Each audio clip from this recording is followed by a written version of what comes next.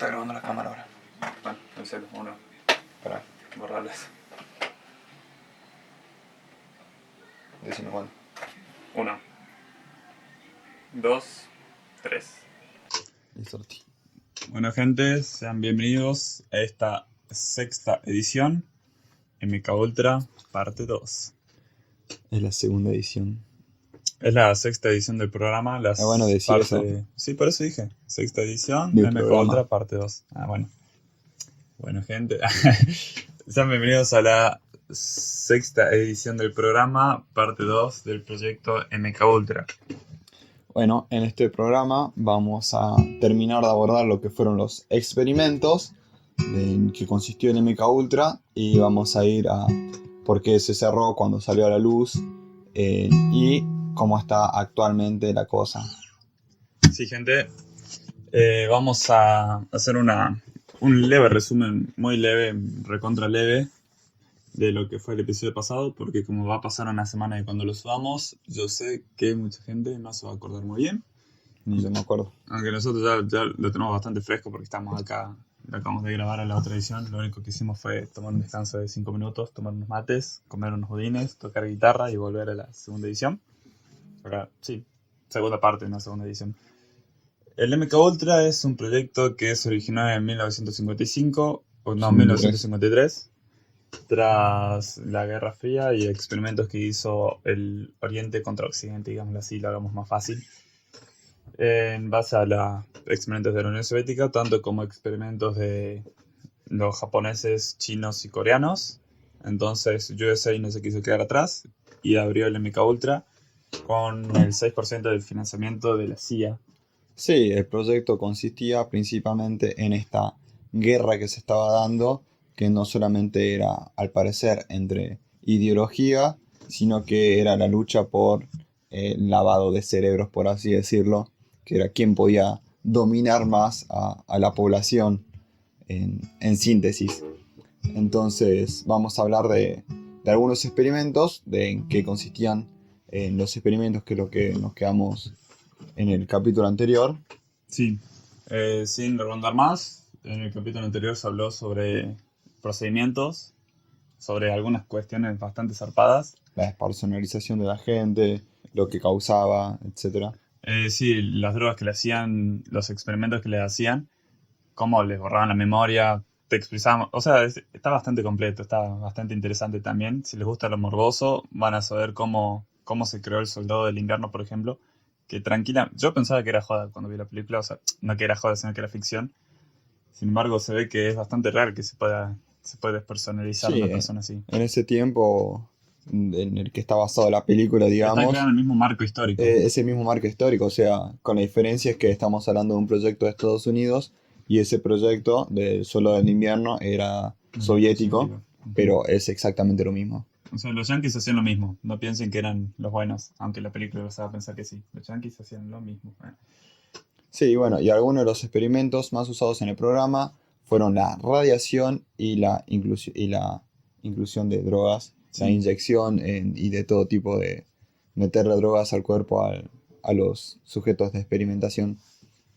Y acá tenemos el nombre del tipo de la edición pasada que no me acordaba, cuyo nombre es Donald Ewen Cameron, que es un tipo holandés, que era el director de psiquiatría de Estados Unidos del Instituto no sé qué, de Canadá, de Canadá, del Hospital Allen Memorial. del Instituto de la Memoria.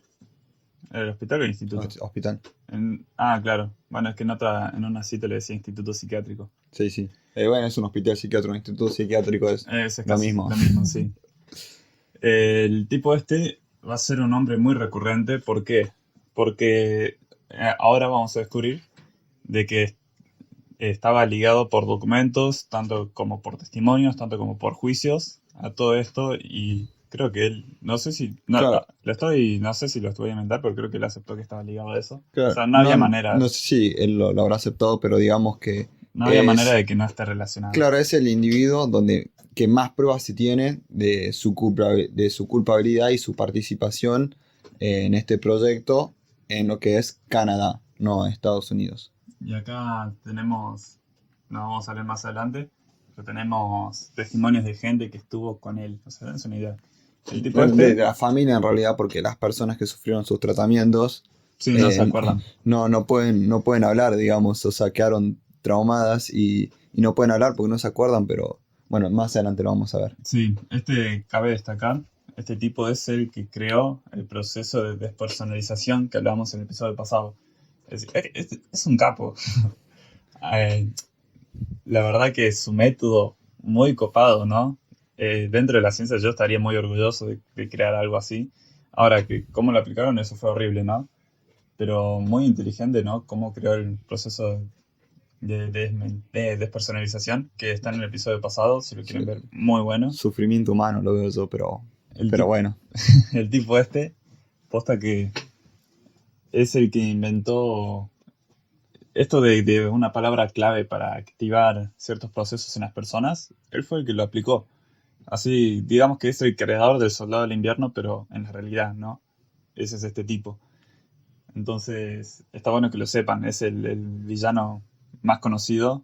Realmente el de los pocos más conocidos, porque de los otros no se tiene nombre ni nada, sí. porque se borraron todos los archivos, que ahora vamos a hablar de eso. Sí, y bueno, entre las cosas que están probadas fue, como dije, que se utilizaba la radiación y la droga LSD, pero también se utilizaron los bartiru... léelo. Barbitúricos A y ver, para lo voy a leer yo. También se anfetaminas. usaron los barbitúricos Y y las, anfetaminas. sí, Anfetaminas. anfetaminas, obviamente, no podían faltar, pero simultáneamente, en un proceso que se abandonó por la muerte del interrogado, que era demasiado frecuente. O sea, casi siempre estas drogas se utilizaban para probar qué tan resistentes eran las personas a los interrogatorios, que era lo que ellos querían crear, pero parece que se lograba más que los interrogados murieran. Y este es un reporte oficial del Comité Asesor de Experimentos de Radiación Humana. Es un archivo original del 9 de noviembre del 2004. Exactamente, o sea, la información que nosotros estamos manejando, tanto en este episodio como en el episodio anterior, es información corroborada, digamos.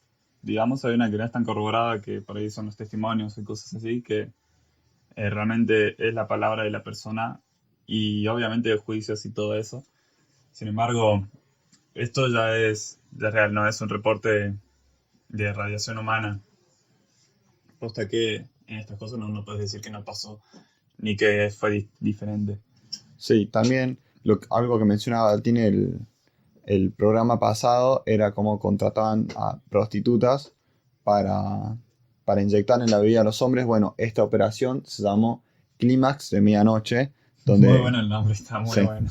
Operación Clímax de Medianoche, y la CIA se estableció en varios burdeles para obtener una selección de hombres para estos experimentos, digamos. Sí, no solamente minas de la calle, también burdeles, que Sí, burdeles, o sea, prostíbulos. sí, Bueno, esta información también está corroborada. corroborada, es de una publicación del New York Times de Max Zone en 1979. 1979. Que cabe aclarar que en ese año también fue cuando se cerró el proyecto, cerca de ese año, ¿no? Sí, se cerró en el 73. 73 en realidad. Sí. O sea que fue un proyecto de 20 años, del 53 al 73. Sí, largo. 20 años. Tengan en cuenta que, como dijimos en el episodio anterior, no fue un laboratorio encerrado en la Loma del Quinoto. Había muchas cosas involucradas, tanto universidades, instituciones psiquiátricas, farmacéuticos, hospitales, incluso colegios, y gente de la calle común y corriente, bordeles, obviamente. Acá vemos que bordeles también. No es algo chiquito tampoco, ¿no? No es como para que piensen que, como en las películas, que solamente hay un edificio gigante donde se practican esas cosas, sino que se practicaban en millones de lugares. Sí, bueno, y también, además de estos sujetos que no tenían su consentimiento, también hubo personas que participaron de común acuerdo y en muchos de estos casos los sujetos permanecían por experim- Todo mal. Estoy muy disléxico hoy. Bueno, en el caso de estos voluntarios, a algunos se les dio hasta 77 días consecutivos LSD. O sea, los tenían drogados, estamos hablando de 2 meses y medio. Tengan en cuenta que, como dijimos antes, con 2 gotas de LSD en los ojos ya te bastaba para estar dopado 12 horas. Así que bastante potente la cuestión. Volviendo a algo anterior, el uso de esa palabra rara, y anfetaminas que se usaban en el proceso, que lo dijimos como muy por encima, pero bastante potente, el hecho de que hayan tenido que abandonar ese proceso, ¿no? Porque la gente se moría muy frecuentemente. Es decir, ¿cuánta gente habrá matado el Sí, proyecto? o sea, y también hay que tener en cuenta los efectos que causa eso, ¿no? Las anfetaminas y estas drogas que le estaban dando causaban como demasiada euforia, energía, y bueno, conjunto con el LSD, imagínense, las personas literalmente flashaban, Para porque mí que flashaban, y bueno, se comían, como se dice, un viaje. Y bueno, en la película Naranja Mecánica está, que por ejemplo el chico se quiso suicidar por estos, ¿cómo se llama? Por lo que sentía cuando era influenciado por estos estímulos sí, que y les además programaban. que creo que también habrá sido que se les habrá ido la mano y los habrán matado algunos también Y en el proceso de sobredosis, interrogación. No, son drogas además de potentes. sobredosis también en el proceso de Ah, investigación, sí, que los porque, torturaban incluso. claro, en las torturas, electroshock Esto es también. así, porque para el que escuchó el episodio pasado y que el que está escuchando este episodio, lo voy a recordar. El doctor Ewen Cameron, psiquiatra, los despersonalizaba, les borraba la memoria inducidamente y les implantaba en su cabeza como actos involuntarios que se activaban mediante algunos impulsos exteriores como canciones, palabras, frases, etc. Y la gente se olvidaba de que había pasado este proceso. Entonces le servía para que los sujetos de prueba cometan acciones y tengan literalmente el cerebro lavado sin que ellos lo sepan. Entonces, como ellos querían asegurarse de que ellos no sepan que son espías encubiertos, digamos así, porque para eso se usaba, los torturaban y los interrogaban para que declaren que habían pasado estas cosas. Sin embargo, no podían declarar porque no lo sabían. Y en Sí. estos procesos es donde se morían, ¿no? Por eso te dice que en los interrogatorios se morían con bastante frecuencia, porque para mí los presionaban tanto para que suelten y no podían soltarlo, que terminaban Claro, pero muriéndose. Además que estaban drogados. los interrogatorios eran, o sea, parte de las pruebas, ¿no? Bueno, finalmente el LSD fue desestimado por los investigadores del MK Ultra porque era demasiado imprevisible sus resultados. O sea, es como que no seguían una misma línea, entonces, Es de esas drogas que fueron, que te trabajan de manera aleatoria, que vos podés hacer cosas aleatorias. Creo que por eso no había manera de monitorearla de manera claro, correcta. cada persona, como, ¿cómo se La llama? falló de manera distinta, ¿no? Sí, o sea, actuaba de manera distinta. Además que en ese momento, hasta el 63, era legal, después empezó a ser ilegal. Algo así había leído antes, la verdad que no creo que no lo pusimos en el guión a eso, pero después se desestimó porque se hizo ilegal. Sí. Y otra cosa que mencionaba Valentín en el programa pasado fue la participación de estudiantes, ellos no lo sabían, en universidades. Y acá hay otro personaje que es Alexander, vamos de vuelta, otro personaje que es Henry Alexander Murray, que es un prestigioso profesor de la Universidad de Harvard. Cortemos ahí, Harvard. O sea, Harvard. Sí, No sé si la primera o la segunda más prestigiosa del mundo de Harvard. Era Harvard. sí. Vamos a ponerte en contexto. Imagínate que sos un estudiante y viene Henry Alexander Murray y te dice, te puedo ayudar con tu tesis si participas en un proyecto mío que estaba con la CIA. Y la verdad que yo no me negaría, te soy honesto. Y yo tampoco, además, hay que recordar que era un prestigioso profesor, o sea, no era un profesor cualquiera, que es el No era tu profesor de historia que no lo conoce nada. Claro, no era tu profesor de historia de la secundaria peronista, sino que era un tipo que estaba en Harvard. Para estar en Harvard ya tenés que tener muchísimos méritos y muchísimos proyectos. Entonces, que te venga alguien que encima prestigioso te ofrezca para trabajar en su proyecto, no te vas a negar más si es tu carrera. Bueno, y para ir cerrando ya, vamos a pasar a la parte de la revelación, digamos, cuando todo esto salió a la luz, que fue en 1974, la habíamos cerrado por un año, cuando el New York Times, nada más ni nada menos que el diario New York Times, informó sobre las actividades ilegales que realizaba la CIA. Sí, donde se mencionaban diversos experimentos, como ya mencionamos antes, el uso de drogas, el uso de electrochoques, etcétera, y donde se sale a la luz las investigaciones de esta gente. Y un personaje del que hablamos en el episodio pasado, Que es Frank Olson. que para refrescar las memorias, era el tipo que investigaba el uso de LSD, Sí, que le pusieron LSD en su café y que después se suicidó, comillas, comillas, comillas. Acá está la declaración de la cayendo familia. sí, dicen que cayó del piso 13 y bueno, fue un suicidio, pero la familia de Olson consiguió reabrir el caso ya que ellos pensaban que no había sido un suicidio y lo lograron reabrir en 1994 tras exhumar el cuerpo y hallar indicios de homicidio. O sea, estamos hablando de que tal vez, no sabemos, no se suicidó, sino que lo habían o fue inducido al suicidio por presión o por algo, o directamente lo mataron. Pero la investigación no consiguió seguir encontrando pruebas. Estamos hablando de la CIA, o sea, quién controla la CIA, y en 1996 se cerró el caso. Sí, en 1974 fue cuando salió a la luz del New York Times, pero creo que sí, que sí terminó el proyecto en el 73 y el New York Times, porque lo que pasó fue así.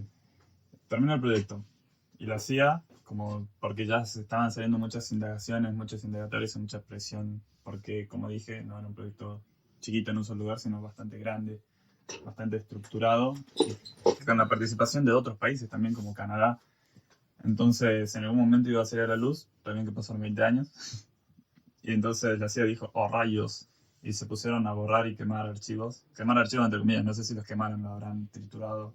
Sí, lo que pasó es que los archivos que quedaron, según lo que estuve investigando, fueron archivos traspapelados, Claro, como entre otros, adjuntos a otras claro, cosas. entre otros proyectos que tiene la CIA, que eran ¿cómo se llama?, de público conocimiento, y gracias a eso salieron a la luz. Y Exactamente. bueno, después del 74, las investigaciones siguieron por el Congreso y la Comisión Rockefeller. Que para los que saben de economía, Rockefeller es la familia más adinerada del universo mundial. Entonces tiene 80.000 asociaciones y una de estas tiene asociaciones para toda esa gente. La verdad que bastante orgulloso de que tengan tanta plata. Eh, en fin, luego de haber sido filtrada toda esta información, se, se relacionó directamente a nuestro querido doctor Edwin Cameron y a sus prácticas ilegales. Y acá donde sale a la luz uno de los testimonios, ¿dónde está? El testimonio de la mina esta que estuvo con él.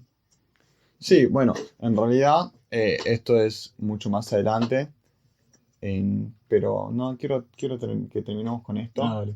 y después volvemos al otro. Bueno, como estábamos hablando, en el 74 salió a la luz todo esto y la Oficina de Contabilidad General de los Estados Unidos emitió un informe en el 94, ya varios años después, en el que declaró que entre 1940 y 1974 el Departamento de Defensa y otras agencias de seguridad nacional estudiaron a miles de seres humanos en ensayos y experimentos en el que utilizaron sustancias peligrosas. Un nombre muy lindo para decir que habían estado torturando y drogando a individuos en, ¿cómo se llama? En el MK Ultra, sí. Sí, o sea, que estuvieron torturando a miles de personas. Sí, tengamos en cuenta que son miles de personas. Sí, o sea, y el informe lo admite. Y que no hayan salido a la luz miles de personas. Salieron a la luz bastantes En este caso, Vamos a hablar de dos casos vamos a hablar de puntuales. dos casos puntuales. Sin embargo, en el 2009 salió a la luz una demanda que hizo un grupo de ex veteranos militares también. Ah, sí, eso está en History. Y History por ahí, ustedes saben cómo es History. Por ahí te tira una buena y después te habla sobre años. Entonces, History es History, pero sin embargo la demanda es real, así que eso sí te lo acepto. El que se lo tiraron directamente al Pentágono. O sea, bastante potente los ex veteranos y admitieron ellos que hubo muchísimos experimentos con ellos mismos. Sí, bueno, prosiguiendo, hay una cita oficial de la Oficina de Contabilidad General de los Estados Unidos que dice: al trabajar con la CIA, el Departamento de Defensa dio drogas alucinógenas a miles de soldados voluntarios. En las décadas del 90. Pará, me colgué, tenía que decir yo. Sí. Me colgué leyendo. Bueno, vamos de vuelta. Al trabajar con la CIA, el Departamento de Defensa dio drogas alucinógenas a miles de soldados voluntarios. Estamos hablando de voluntarios, porque, o sea, soldados y no soldados, gente normal. A los soldados no es que todos decían, yo quiero participar, seguramente fueron obligados. Tengamos en cuenta que antes de terminar con la cita, hablamos de que una parte del experimento, creo que era el inciso 13 del experimento, era la manipulación mental para que no puedan negarse a órdenes. Entonces, si ellos estaban bajo esa manipulación mental, iban a ser voluntarios porque nunca se podían negar a las órdenes. Sí. Bueno, a soldados voluntarios en las décadas de 1950 y 1960. Además de LSD, el ejército también El ejército también utilizó benciclato. Benciclato de quinuclidinilo. Sí, vamos a ver. Benciclato de Quinuclidilino. Sí, eso. Quinuclidilino. Sí, que es un alucinógeno muy potente que causa sequedad en la piel, midrasis, Que es taquicardia. La midrasis, para la gente que no sabe, que se te abre la pupila. Sí, pupila dilatada. Taquicardia, desorientación, ansiedad, agresividad, agitación y hasta pérdida de conciencia. Tenemos en cuenta que pérdida de conciencia es muy importante. Si tenemos en cuenta que nuestro querido actor principal, Lewin Cameron, era un especialista en la amnesia inducida. Sí, siguiendo con la cita, muchas de estas pruebas se llevaron a cabo en el marco del programa llamado MK-Ultra, establecido para luchar contra lo que se percibía como avances soviéticos y chinos en técnicas de lavado de cerebro. Entre 1953 y 1964, el programa consistió en 149 proyectos de pruebas de drogas y otros estudios sobre sujetos involuntarios. Es una cita del archivo del 13 de agosto de 2006 en la Wayback Machine. Sí, Valtín de las cosas en inglés porque yo tengo muy poca pronunciación. Sí, la Wayback Machine. Camino de vuelta a máquina. Sería en español bastante complicado. Y bueno, acá dice que son investigaciones peligrosas para la salud de veteranos. Y acá te dice los incisos, bla, bla, bla. Sí, estaba mencionando como el Congreso, el segundo Congreso de Sesiones, te da las partes, el informe penal preparado para la Comisión de Asuntos de los Veteranos del 8 de diciembre de 1994 del de John D. Rockefeller. Sí, por ahí tenemos muchas fechas, por ahí tenemos cosas extrañas. Tampoco son tantas, escuché el podcast con 80.000 fechas. Sin embargo, es necesario que quede claro que yo, por ejemplo, detesto las conspiraciones. Entonces, no las detesto, a mí me encanta flayarla como una historia, Claro, pero como un cuento. pensando que son esos cuentos. Pero pensar que son reales, eso ya es otra cosa. Y a mí no me gusta venderle mentiras a gente. Es más, la edición anterior a la anterior, era vender mentiras. Así que es algo que detesto. Acá por eso hago hincapié en que son todos informes reales, notas periodísticas reales, testimonios, bueno, no sé qué tan reales, pero sí reales. Sí, bueno, en cuanto a los testimonios no podemos dar veracidad porque es una palabra de una persona, pero lo contamos porque en este marco nos parece muy importante como remarcarlo. Claro, que sepan que sí hay gente que se revela ante esto. No hablamos de otros supuestos intentos, de otros supuestos proyectos, porque no hay información suficientemente verídica. Hablamos por ejemplo, las prostitutas, que está verídico, por eso lo hablamos. Sin embargo, por ahí leí por ahí que no sé cómo era la cuestión. Leí por ahí cosas muy extrañas, cosas muy disparatadas, que no podemos corroborar si son reales. Por ahí a ustedes no les gusta que no tiremos cosas demasiado disparatadas. Sí, Sin embargo, esto es realidad que va más allá de la ficción, ¿no? Como dice nuestro amigo Dross, a veces la realidad grande Dross. supera a la ficción. En este caso leímos dos ejemplos. Que, bueno, La Naranja Mecánica, película muy vieja. Si no les gustan las películas viejas o son una manga de giles. Y si no, El Soldado del Invierno. Piensen que El Soldado del Invierno pudo tranquilamente haber sido real Sí. en todo esto. Obviamente no con un brazo mecánico, ni con super fuerza, ni antibales, ni nada por el estilo. Pero sí el lavado de cerebro ese que sufrió es 100% verídico, y nuestro amigo Ewan Cameron es el verdadero creador. Sí. Y bueno, ahora vamos a hablar de las demandas colectivas de víctimas, en realidad de familiares de víctimas. Sí, las víctimas no pueden declarar por el hecho de que, como mencionamos antes, nuestro amigo Ewan Cameron, un capo, un verdadero maestro del arte, hizo que se olviden de todo ello. Sin embargo, la gente sabía que, ¿cómo decirlo? La gente del Instituto Psiquiátrico de Ewan Cameron, digámoslo así, sufría algunos síntomas en común luego de tratamientos con el doctor. Entonces eso los llevó a un indicio, ¿no? Como atar cabos. Y en este caso vamos a hablar de uno muy puntual. Claro, además de eso es que volvían más enfermeros que se habían ido a este instituto psiquiátrico. Claro, capaz que se iban por depresión y volvían con esquizofrenia, como es el caso. Uno de los Sí. casos acá. Entonces vamos a hablar de presuntos sobrevivientes y familiares que se unieron en una demanda colectiva para hacer público el trauma psicológico que sufrieron por el proyecto MK Ultra. Esta demanda fue presentada en mayo de 2018 en Canadá, donde ya aclaramos dónde es Ewan Cameron, que también se mostraron que se reportaron experimentos del MK Ultra.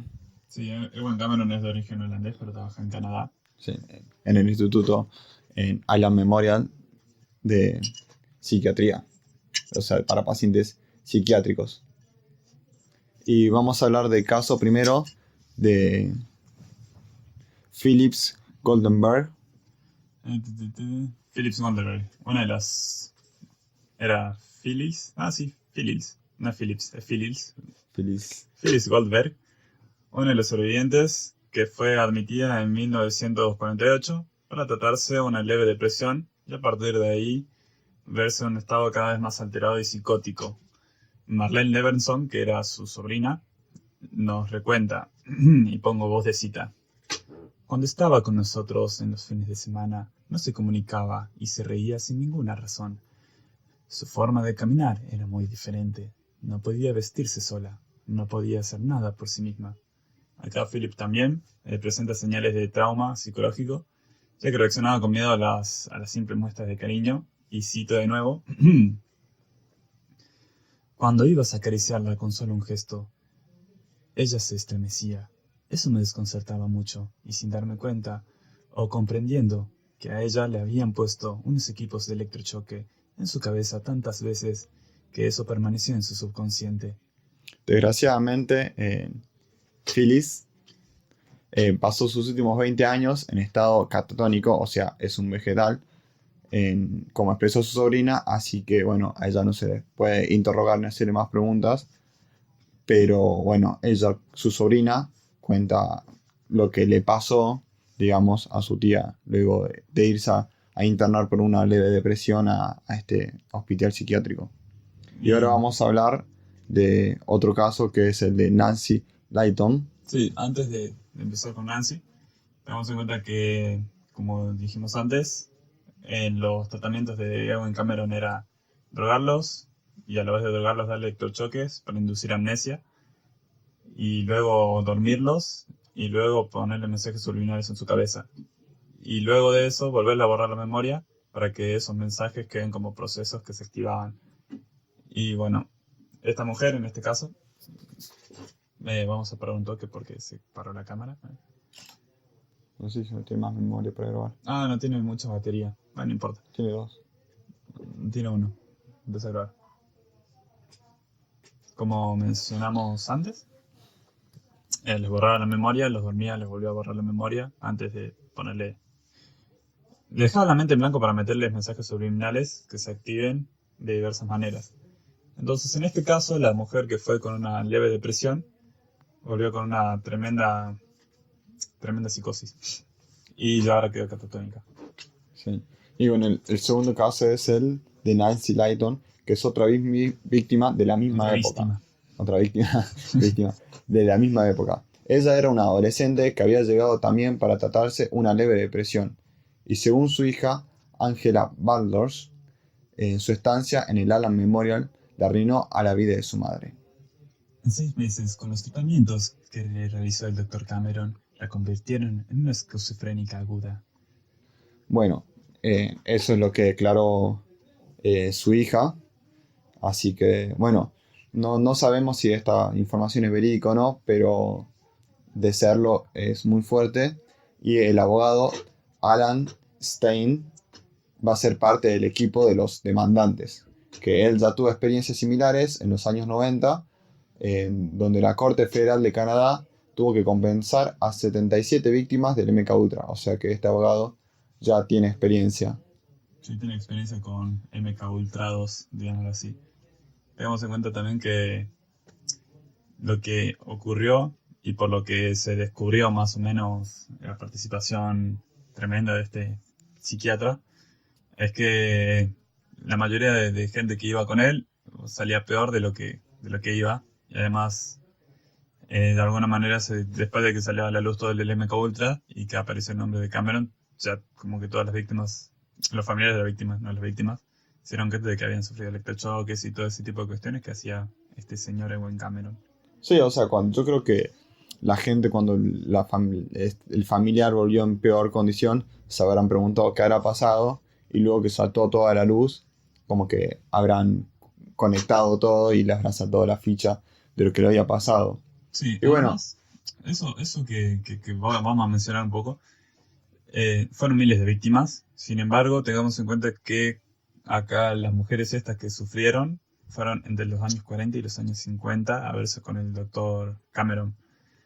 Entonces, las demandas, se dio a la luz todo en 73, 74, y las demandas son de los años 90 en adelante la mayoría. sí. Entonces hay que tener ganas para demandar algo que pasó hace 40 años casi. Sí, también habrán estado juntando información. Bueno, estos testimonios los encontramos en varias páginas.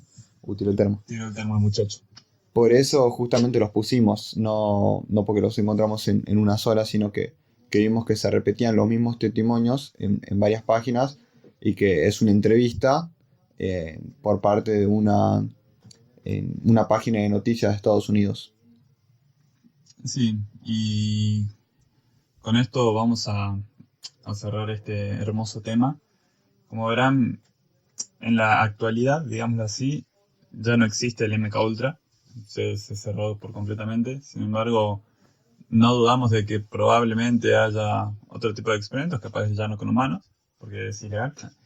Pero son temas, imagínense que en los 50 era probable hacer eso, imagínense ahora, zarpado debe ser. Ahora saco la parte especulatoria, pero no tiro ninguna data como verdad. Pero imagínense qué piola sería todos estos conceptos en la actualidad, ¿no? Que ya pasaron bastantes años. ¿Ya pasaron más de 60 años? Sí, casi 2020. Casi 60 años. Zarpado. Sí, la verdad es que solamente me quedo, o sea, lo único que pienso en todo el tiempo que estuvimos hablando sobre esto es lo que decía Dross, como a veces la realidad supera la ficción. Y bueno, no mucho más. Gracias por escuchar el podcast. Antes de cerrar, quiero pedir tu opinión como futuro psicólogo y como casi comunicador social. Casi técnico en comunicación social. Comunicación. sobre... Sí, a ver, desde el punto psicológico ya lo Ya, hablamos ya lo bastante. estuvimos hablando. Pero el punto de comunicador social, ¿qué harías vos como periodista?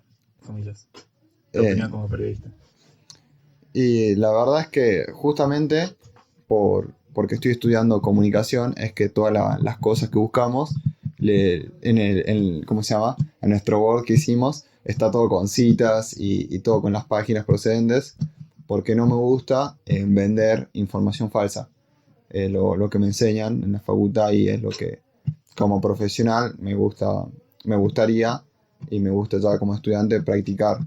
Entonces, yo siempre creo que la verdad tiene que salir a la luz, pasen los años que pasen, y que estos temas, por más que haya sido una demanda en el 2009 y otra en el 2018, muchos años después del proyecto, me parece que siempre tiene que salir a la luz y yo creo que si las personas siguen investigando, van a pasar 20 años más y van a seguir saliendo a la luz datos. Exactamente.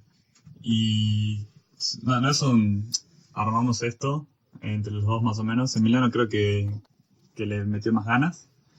Yo investigué partes también, pero a él le gustó mucho más el tema que a mí. A mí personalmente ni me va ni me viene. Soy una persona que muy poco le interesa a los demás. Pero como filósofo contemporáneo, me gusta, me gusta ver con el entusiasmo que tienen de investigar las cosas así, desde el punto de, obviamente fue horrible todo lo que pasó y todo lo que hicieron, pero me parece muy zarpado, muy impresionante, muy... No tengo palabras para admitir lo inmenso que fue esa investigación y lo inmenso que puede llegar la mente humana de qué tan inteligentes podemos llegar a ser, de todas las cosas que podemos llegar a hacer, de cómo poder modificar el comportamiento de las personas, de cómo es utópico pensar que un científico puede secarte la cabeza, implantarte ideas y que vos te olvides de eso y que toda tu vida le mandes sin darte cuenta de que realmente estás siendo manipulado por alguien más. Imagínate, ahora sacando, nos vamos a poner conspiranoicos, que desde chico te han implantado, capaz que no así, pero de alguna manera ideas o cosas por el estilo, y que capaz que nosotros no lo sabemos. Está muy zarpado verlo así. Obviamente es un cuento. En realidad, así funcionan los medios. Y lo digo muy crudo, pero así funcionan los medios. O sea, en psicología social te enseñan en cómo los medios funcionan para influir de las maneras por dos rutas. Ruta directa, que es con mensajes directos para la gente que los puede comprender, analizar, y una ruta periférica, que son los famosos mensajes subliminales. Eh, que es por medio de imágenes, música emotiva, palabras sencillas que por ahí uno no se da cuenta de lo que está consumiendo y de tanto taladrar, taladrar, taladrar, te meten ideas en la Sí, creo cabeza. que es Eso lo. funciona. Sí, son los agregados, digámoslo así. Las partes que van implícitas en el mensaje principal. Como, por ejemplo, en una película, el momento épico no es tan épico si no tiene música y cosas que te van formando una idea principal, que refuerzan un mensaje o que ya te lo plantan de por sí en la cabeza. Y iba a decir algo, pero se me acaba de recontraír. Así que muchas gracias por escuchar este podcast. Muchas gracias por el poco apoyo que estamos teniendo. Pero está bueno, a mí me copa hacer esto. Sí, y bueno, una reflexión es para que todos y cada uno y todo... Vamos a ver. Me pongo... me agarro una laguna mental. No, y una reflexión final, o sea, para todos y todos nuestros oyentes, que piensen, o sea, en esto, en cómo a veces se implantan ideas en la cabeza de las personas sin que nos demos cuenta por medio de los medios de la televisión o de distintas cosas. ¿Qué piensan ustedes sobre eso? Y bueno, también muchas gracias por el apoyo, por escucharnos, por las ideas, por todo. Sí, esto te abre muchas puertas. Este experimento, ¿no? Te hace pensar que te abre muchas puertas. Si bien antes lo hacían de una manera muy directa, te ponían en una silla, te daban electrochoques y te drogaban. Ahora podemos pensar que con la tecnología, con lo que avanza todo, capaz que de alguna u otra manera se puede dar. Y un saludo para toda la gente que nos escucha, un saludo para esa gente que no nos escucha todavía, pero nos va a escuchar el día de mañana. Y muy agradecido por tener este espacio, la verdad. Agradecido a Spotify, agradecido a Anchor, agradecido a iVoox, agradecido a Google Podcast, agradecido a YouTube por poder prolongar estas cosas que aunque no los escuche nadie, me copa hacerlo. Gasto mi tiempo en hacerlo porque es algo que me gusta. Y sin más que decir, gente, nos vemos en la próxima edición, que va a ser otra edición más de Historias de Terror. Saludos. Hasta la próxima. Gracias, Juli 3P. Deja de grabar con la cámara.